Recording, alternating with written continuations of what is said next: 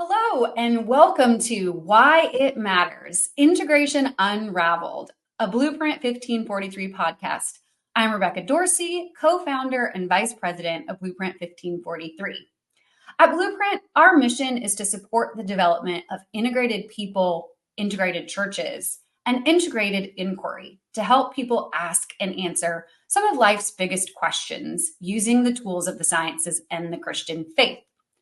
The goal of this podcast is to ask, why does integration matter in these areas, in everyday sciencey people's lives, in churches, and in inquiry? Today, I'm joined by longtime colleague and friend, Erin Smith, and she's potentially an integrated person. We'll need to actually dig in and ask and find out. So we're going to go behind the scenes with real people who are approaching work in interesting and maybe integrated ways. But first off, who am I talking to? Erin Smith, professor of psychology at California Baptist University. Now, Erin, I have it down that you're a developmental psychologist. I personally think that you're a life hack extraordinaire and someone who's also not afraid to sneak out of a work dinner to go to a better dinner after the fact. Now, I would love to tell people a little bit about how we actually met and some of our personal history, but do you remember when we first met? This is a little bit of a pop quiz. Well, so I'll tell you what my memory is, and then you can tell me if it matches yours. It was when you were at Fuller Theological Seminary in IRB, and we connected via email, possibly in person, because I had just stepped into the Institutional Review Board chair position at CBU. Does that match your memory? This is the fun part about histories that go back in time so far.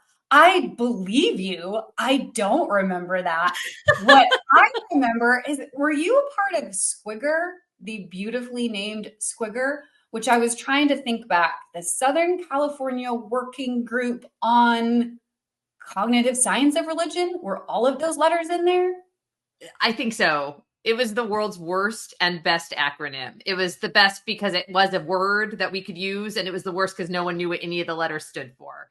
And You're right. That was when I was a graduate student. So we did meet well before the IRB stage. Yeah. So that would have been, I think, around 2011.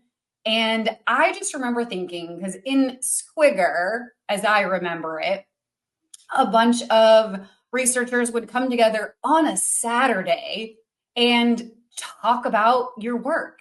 And I just remember thinking, wow, these people are giving up their Saturday to still basically work. But every time I would pop in to bring lunch or check in on things or whatever it was I was doing at that point, it seemed like everybody was engaged and having a good time, even though it was Saturday. So can you tell us just a little bit about your training and your role and what you actually do that maybe would make someone interested in working on a Saturday? I'm not sure I can convince people to work on a Saturday, but I will answer the other part of the question.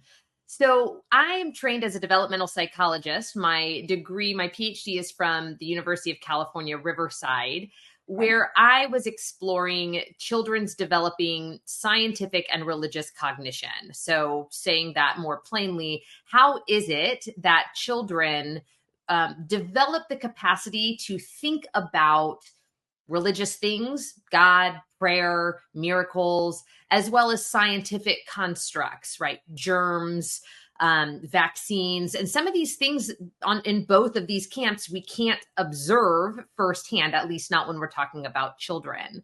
So parents might tell their children, wash your hands, you have germs on them. And they also might say your prayers to the God whom you can't see. And so how is it that children receive these kinds of messages and then make sense of the world? So that's what I mean when I say religious and scientific cognition. And Swigger, this working group, was a group of academics, all kind of broadly based in Southern California across various disciplines. So I'm in psychology, a research psychologist. There were anthropologists, there were religious studies there were all sorts of individuals who were broadly interested in that kind of question. How is it that we as humans make sense of the world, drawing lines around what is real and what is not, especially as it relates to scientific and religious concepts? And so the opportunity to engage with people, so to speak, across the border in terms of our academic disciplines is what made the group like Swigger so interesting and really so important enough that we would go on a Saturday, because typically in your day-to-day life as a scientist, you don't have a lot of opportunity to sit across an expert in religious studies who is going to have a very different perspective and different toolkit to bring to the kinds of questions that you're asking as a scientist. And so it was a really formative experience for me to realize that the tools at my disposal as a psychological scientist, they had limits and boundaries, but could be augmented, expanded, and really even sometimes clarified when I brought tools from other disciplines to bear. Okay, so that sounds like some integration even at the very beginning of when we met so long ago. Now, how did you get connected to some of us that work at Blueprint? Because we've been connected longer, much longer than Blueprint has existed since we launched Blueprint in 2019. You and I met in 2011. And how did you get connected with Justin Barrett and some of the others? Yeah. So whether he likes it or not, Justin Barrett is my academic grandfather. I learned that my first year of graduate school when we had to do an academic family tree. So in the sciences, you work under a mentor. So my graduate advisor was Rebecca Rickert, who's a professor of psychology at University of California, Riverside. And she had worked and published a paper with Justin Barrett when she was an undergraduate student at Calvin. And so that was part of my lineage. And so I've kind of known about Justin for quite a long time, and then had the opportunity through various Templeton grants that Rebecca had received, had the opportunity to kind of get to know him and some of the crew around him. And then, of course, when he moved to Fuller, and that's where you guys were at the Science and Religion office, that was a really important opportunity for me to say and to see, oh, Christian universities are doing this kind of integrative work, thinking seriously about the sciences alongside what it means to be a person of faith. What does it mean to be a Christian? And how do I kind of bring these two tools, these sets of tools, to bear on important questions? Yeah.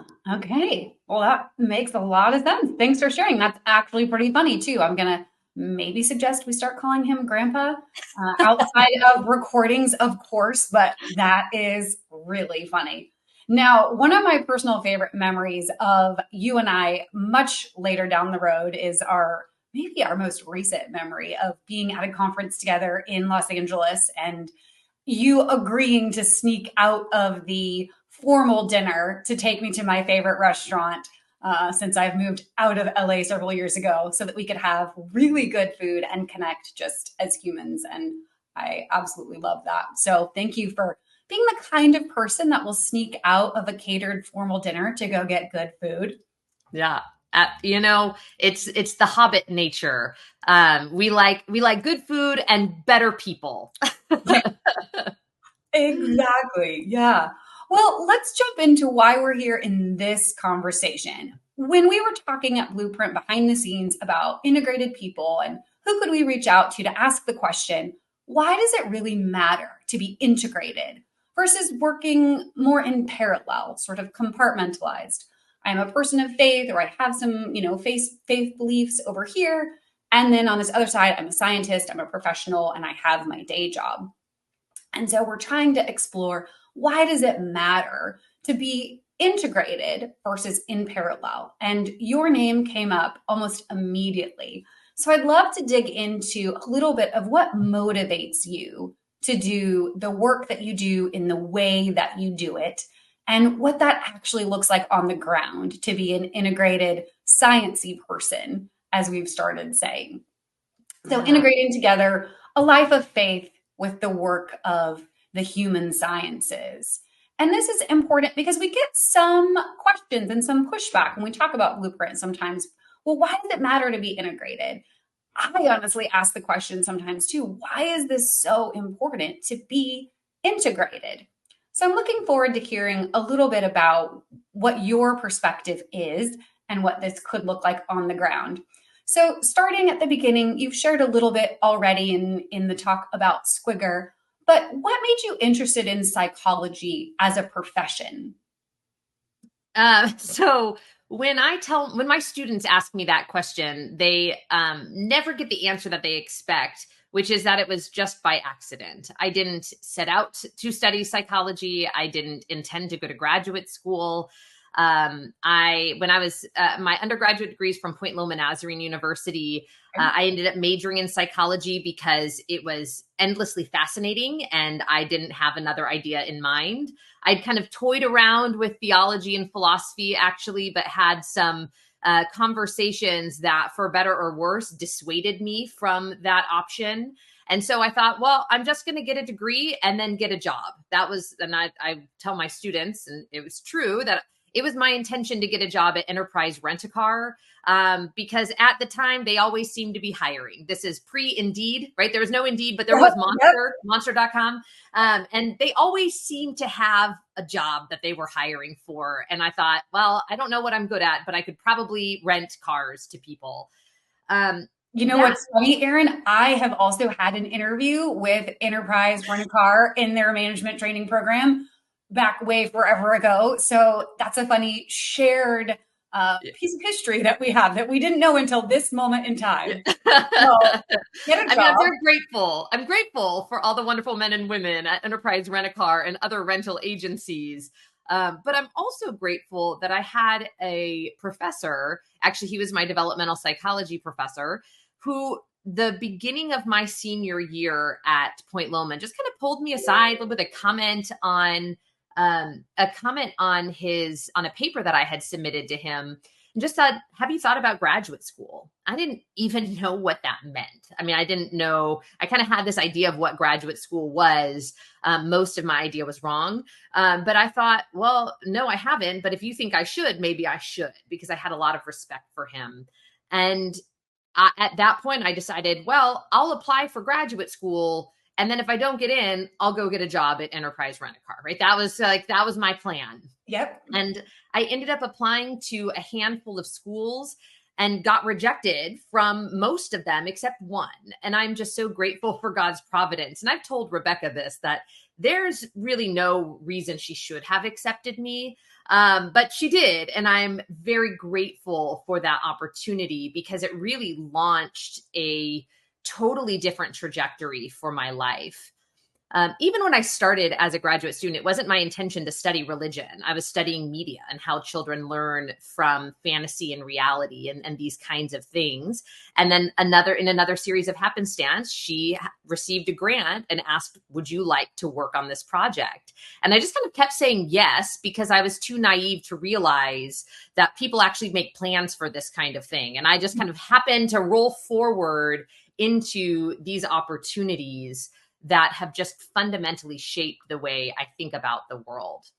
So that I didn't get into psychology with any grand plan in mind. And I'd like to think I'm a little more organized now, but I think if I were honest, most of my life is still just kind of tumbling forward through open doors, and then looking back and realizing that there might be a path that I could make a through line with. Yeah, I love that you shared that actually, because I think that's so true for so many of us. How you get into the work that you do is following the yeses and the open doors, and then looking back and going, well, this isn't anything that I thought I would be doing, but this and this and this part are really fantastic, and I'm grateful for them.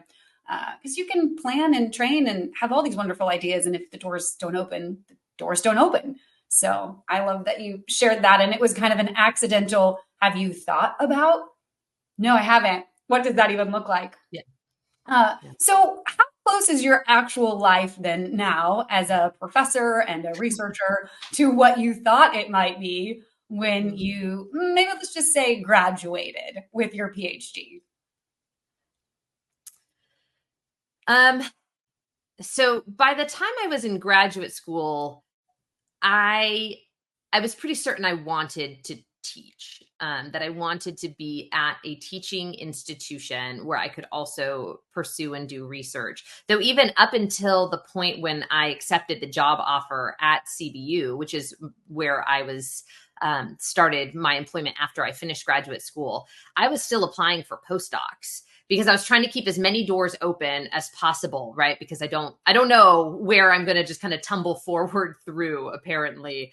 Um, but even it wasn't really until the last year of my PhD program that I realized I might be interested in Christian higher education. I was pretty certain I wanted to teach and do research in a non-Christian atmosphere, really and it was kind of my idea that I might be somebody who could be a bridge that, oh, you actually can be a Christian and do serious science, that I could be that, if nothing else, as a point of interaction with potentially secular colleagues. And by the time I got to year 4 or 5 of my PhD program, I really felt God opening different doors and pulling me in different directions, that actually there might be an equivalent calling in specifically Christian spaces, that you can be a Christian and do serious science, and that is not that's not an oxymoron. It's not a contradiction, and that there are pathways. And so now, in some sense, I see myself as the bridge, but rather for, say, secular colleagues, it's really for my students, who many are Christian and many are not, to say, oh, you can be a person of deep faith and conviction while also engaging in the best that science has to offer. Yeah, that's interesting that it's going back and forth between you can be a serious whichever side. And so I think there's got to be something underneath that impulse that makes us say, well, we have to be a serious Christian doing serious science. Or how do we integrate those things so that we can be the utmost of professional in all that we do? So I'd love to learn a little bit about what some of this looks like in your life as you've been living into that serious scientist and serious Christian. But starting at just square one, why do you think it would matter? Why does it matter to be an integrated person? So, if I return to this word serious, um, I think I want to nuance it so that I can answer this question. Okay. As a person, I actually think we should be kind of more lighthearted and take things less serious. It's something I'm actively working on. When I use the word serious as a serious Christian or a serious scientist, I mean in the sense of the gravity by which we understand the depth of what it has to offer. I don't want to be a flannel board Christian. I don't want to be a flannel board scientist. I want to be somebody who can laugh and not take myself too seriously, while recognizing that when I engage in scientific inquiry and when I engage in um, ancient Christian practices, I'm tapping into something that is much bigger than me, something that I can't I can't engage with flippantly. That's, I suppose, what I mean as the opposite of kind of seriousness.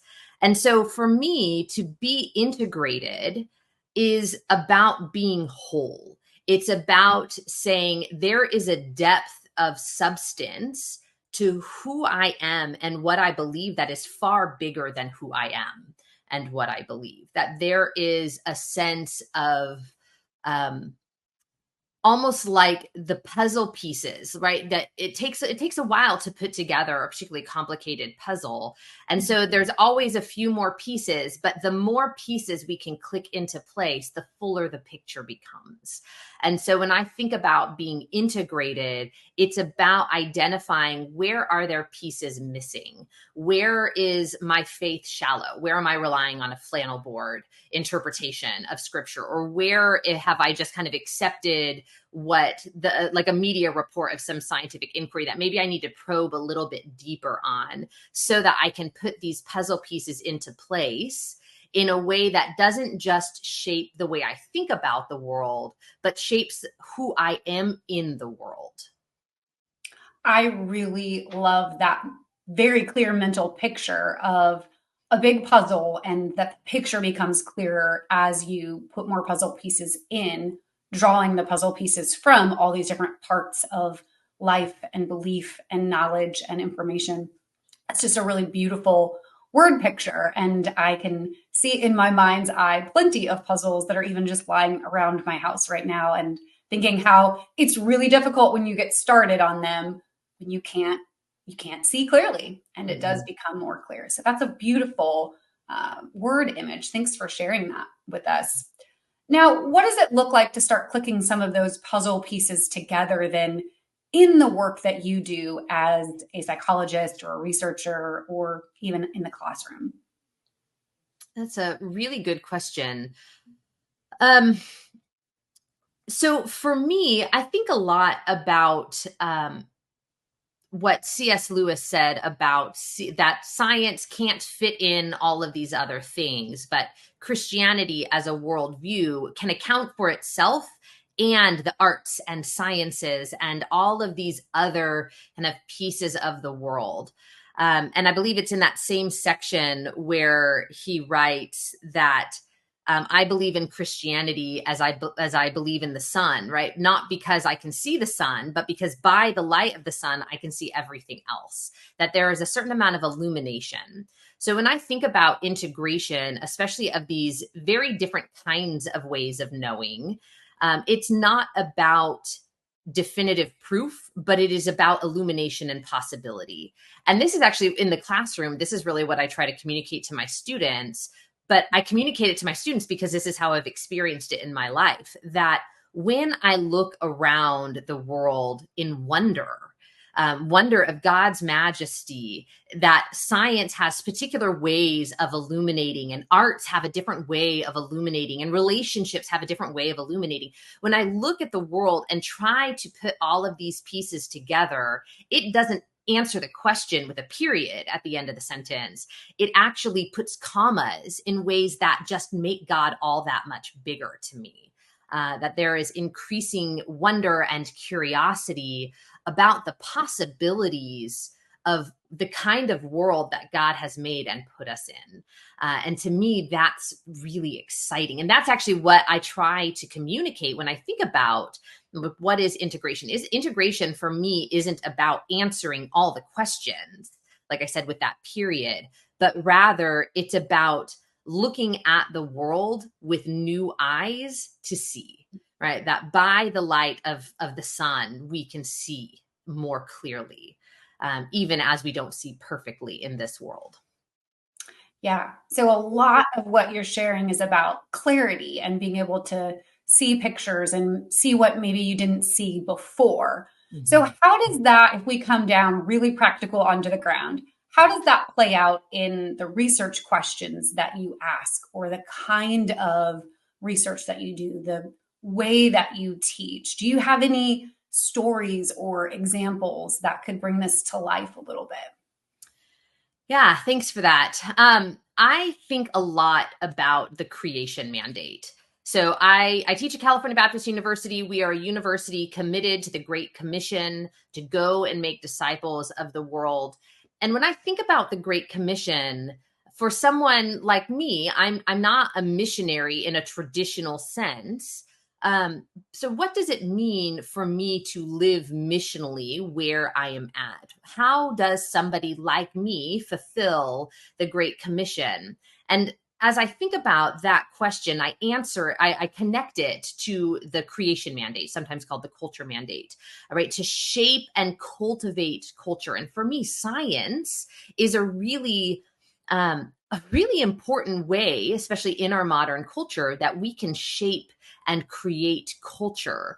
And so we can do this in a way that glorifies God or that glorifies ourselves. And so as a Christian, I have a very particular way of thinking about what kind of culture do I want to shape? How do I go about shaping this culture? And so I'm thinking about a research project that I'm working on right now with some colleagues out at Biola University, is really looking about how do we understand Christian engagement with science? What is the role of moral emotions in how we respond to, receive, and then react to scientific information?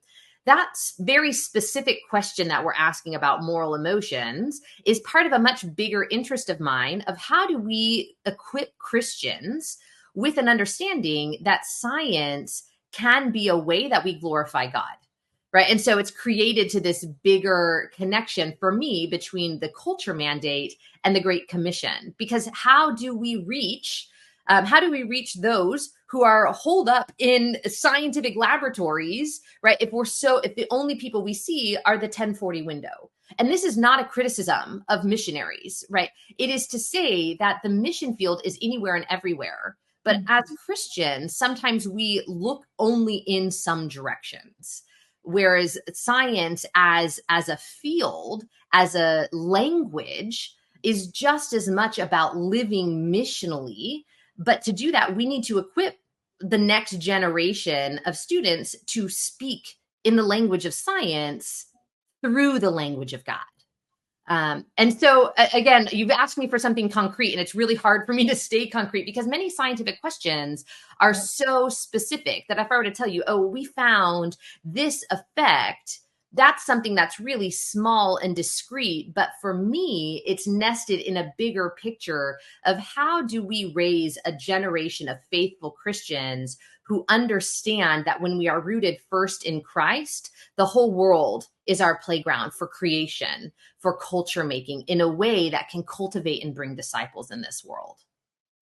Yeah, yeah. So it sounds like the way that you ask questions, the way that you're approaching the questions and the work that you do, being able to see all of the opportunity in front of you for what it is, the opportunity in front of you, and that it doesn't have to look a particular specific way to be a person of faith. It can look lots of ways depending on where you're situated. Yeah. And being able to look for opportunity. As you look for opportunity, then in some of the ways maybe that you teach, how do you talk with students about what it looks like to be a psychologist who is a person of faith and is doing that really robust, serious psychology? Yeah. I talk, one of the verses that I lead with is Colossians 3:23, that the work we do is for God, not for man. And I think that if we have that at our forefront, it changes the way that we do everything, right? It changes the way we make peanut butter and jelly sandwiches for our kids. It changes the way that we study. It changes the way that we rest, right? Because everything it's not that there is the spiritual and the sacred over here and then kind of the daily mundane over here. What scriptures tell us is that there is God and we are participating with him in all that we are doing when we have accepted that invitation. And so when I'm with my students, one of the things for me, a successful class means that they leave maybe with some information, maybe with some questions answered, but they leave with more questions, more wonder, and a little bit of humility about the things they didn't even know they didn't know. And for me as a professor, it's wonderful because every time I step into a class, I'm constantly aware of all the things that I don't know, right? So as my kids joke with me that I'm just kind of always in school. And it's true because every time you teach, you stretch the boundaries of what you didn't even realize you didn't know as you work to figure out, how do I say this better? What am I missing in my presentation? What are some of the puzzle pieces that if I put together on this corner of this piece of information might illuminate something in a different way? So as I think about kind of how I work to prepare students, it's really dispositionally that I really hope that they recognize that as Christians, we can ask a lot of questions. God is not threatened by our questions. We can wonder and we don't have to answer the question tomorrow, right? We can sit and explore and integrate slowly. I think about where I am now relative to where I was, a decade ago, and where I hope to be several decades from now. Who I am now is someone in formation. I am not fully formed. I am not finished. And I think that is beautiful and exciting, even if it flies against the grain of what American society tells us we should be, that we should be kind of fully formed and done. And that the tweet we make today is going to reflect our same perspective 20 years from now. And I don't think that's what the Christian message is that we do grow and we do change. And if we're not, that's actually a problem. So yeah. Yeah. So when you think about that transition, that Erin of 10 years ago, what are some of the things that you notice are different in how you approach your work from this deeply integrated place now than 10 years ago, Erin? So the first thing that's different is that I pray a whole lot more about my work. When I started at CBU, so I'm trained as a research psychologist. And CBU for a long time, just like many Christian institutions, had a lot of focus on clinical preparation, because many of our students study psychology because they want to help people. And I'm all about helping people, but I don't help people as a therapist or as a clinician. That's not my skills. That's not my skills. It's not my training. And so I remember when I started at CBU feeling a little bit like a square peg in a round hole, right? All of my students wanted to be clinicians. I was teaching in the MFT program, preparing future clinicians, but I was teaching their research courses. And I was surrounded by colleagues who did clinical work. And when they did research, it was about clinical work. And so I just remember feeling like I didn't fit. And I didn't know how to reconcile my feelings of not fitting. And so I did the only thing I kind of felt like I had in my power, which was I started praying. I said, God, I don't fit. I don't know why I am this kind of peg with this kind of hole, but I do believe you've brought me here for a reason. So please reveal to me how my skills can serve you and the church, because I don't see it. I don't see it. And I prayed that for years, actually. In that time, I developed some relationships, and had some opportunities. But what's so interesting to me is as I look over the past 10 years, there were certain experiences and certain relationships that I didn't see at the time how they were preparing me for who I am today. But I would not be where I am today if it wasn't for that. There's opportunities that have been given to me that is a very clear answer to that prayer, right? God, how can I use psychological science for the church? I've been working with seminaries now for 3 or 4, almost 5 years. That has come directly out of this prayer, but after a series of preparation kinds of activities and certain kinds of relationships that God brought in my path while I was waiting. And so as a Christian, I think the number one thing that is different about my work today than it was 10 years ago is that it is covered in a whole lot more prayer of how is this about God and honoring his church, even if I don't know the answer to that question, right? I'm going to explore my curiosity because I think curiosity is awesome. But as I do that, how might God use this? And I pray that God will use it, even if I do nothing with it, right? That I will show up and be faithful in the day to day, and that God will do what God will do. And so that's, I think, the biggest change that has happened. And who knows what that will mean for Erin 10 years from now or 20 years from now. Yeah. Do you have any quick snapshot ideas on what you think would be different if you were not a person of faith? How would you approach your work if you had no faith perspective? Well, everybody has a faith perspective.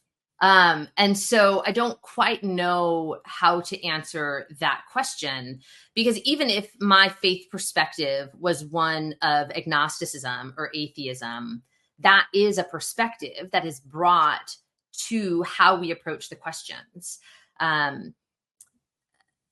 And so I actually, I don't know. So when I've taught developmental psychology, one of the clips that I like to use when I teach about Piaget, and his kind of stages of cognition, which if you're watching this, I'll just know developmental psychology. We needed Piaget. He was really influential. We've moved well beyond him, but you still got to teach him because he's part of the history. Okay. So there's my instructional Disclaimer made. caveat, Yep. Okay. right? So you ask kids at these different kind of Piagetian stages, these hypothetical, these counterfactuals, and so you might ask a question like, how would the world be different if we didn't have thumbs? And so you ask, say, an 8-year-old, and they might give you an answer like, well, we couldn't say good job, right? Because we'd have no thumbs up. Okay. So that's funny. That's interesting. Yep. But you ask a teenager that same question, and they might stutter and stammer in many ways that I have, because they recognize that thumbs have fundamentally shaped how we interact with the world, right? In terms of how we hold our pencils and the tools that we use, which then change the way that we think about the world. And that doesn't mean that these tools wouldn't exist, but they would certainly look different in ways that we might not be able to anticipate. So the world would look different if we didn't have thumbs, in a way that we probably couldn't wrap our heads around, at least not in kind of the off the cuff way. And that's a little bit how I feel in this question. What would my life look like? What kind of person would I be? What kind of work would I do if I didn't have thumbs, right? If I didn't have kind of this fundamental throughout every fiber of who I am, constantly pulling me toward who I am becoming, who I've been created to be. I don't have a good way of answering that, because I think that there's so many things that would be different about who I am, which would fundamentally mean, I don't even know if I would be a scientist in that capacity. I just don't know. What I love about the way you answered that is that it almost makes it feel like a trick question, because it sort of proves now Erin is an integrated person, because Erin views this as important as thumbs. But on a serious note, I think that does represent just the truth behind all of how we interact in the world. We are coming from these different positions, and it's how aware are we and how can we articulate what is informing the particular way that we look at our work, the way that we look at the research that we're doing, the questions that we're asking, and how well do we know what's motivating those questions. So some of what I heard coming out in that answer there is just, it's part of how we view the world, and we all view it from different perspectives. Can we articulate what's coming from the Christian faith and that background that you have versus what's coming from other things? So I love that sort of trick question, trick answer. Erin is an integrated person. You can pass go. You can collect $200 if this was the game of Monopoly. Well, let me close us out with this question then, following the trick question. Where's some of your work going next? And what is integrated Erin exploring? So one of the, I think, most exciting projects that I'm working on now is also a place where I have not experienced this kind of leap of faith. And I mean that in a Christian sense in a really long time. I'm writing a book for pastors on psychological science for ministry. So it is set to come out in the fall of 2026. So I'm still actively writing it with B&H. And it is one of these situations where I had some relationships, had some connections, was given some opportunity. And even as I was pursuing this, every step of the way, my prayer was, God, if there is someone else, if there is someone better, I can name people who know more than I do about these things, then just close this door. And yet the door continually wasn't closed. And that, so where I am at this point, as I'm writing this book, is constantly framing these words with, God, I'm going to show up and give you the best that I have. And then you are going to do what you are going to do with it. I am responsible for showing up with whatever gifts God has given me. I don't know if I have the 1 talent, the 3 talent, the 5 talent, but that's irrelevant to what I do and how I show up.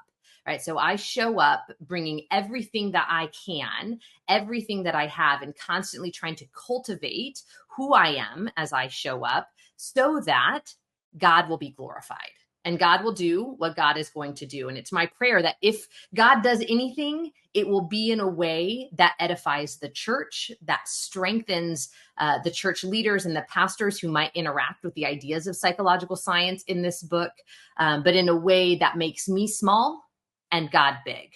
Because all of psychological science and any ideas that I might put in this book are in God's domain. And I just happen to be the one putting the words on paper. So that's what I'm working on. Prayers appreciated. Okay. Well, yep. Best of luck writing that. That sounds like a really important and helpful book. Is there anything else that comes to mind about why it matters to be an integrated person that you might want to add before we close out this conversation? Oh, sometimes when people read scripture, they will spend a lot of time trying to figure out like what is the body, soul, heart, mind, right? Is soul bipart, tripart? Like how do we, like what does it mean to be a human person? And I think that if we look at scripture and if we look at if we look at scripture and we think about what does it mean to be a nefesh, right? The whole being of a person, the breath of a person. And then we think about psychological science, especially more of the clinical world, right? What does thriving look like? Well, there's a certain amount of wholeness and authenticity and integration of being. I think that those correspond in a really beautiful way that we can then step back and say, as a Christian, thriving likely involves a certain amount or active pursuit of integration so that we can engage as the whole people that God made us to be. People who might have these different parts, but that are all mixed up in who we are and who we've been created to be. Very cool. Well, thank you for adding that. And thank you for sharing with us. Thank you for your time today.